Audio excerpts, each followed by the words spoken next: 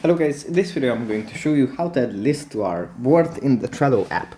But before that, don't forget to subscribe and leave a comment down below, because at 10,000 subscribers I'm going to show you my whole YouTube revenue statistics and growth strategy.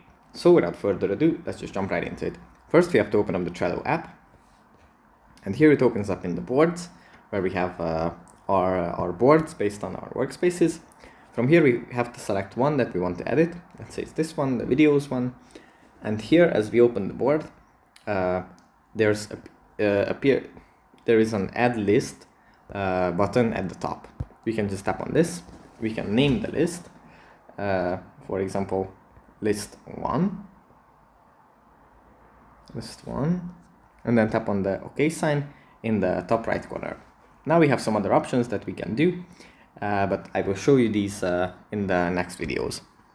So that's pretty much it for this video. Thanks for watching, and I'll see you in the next one.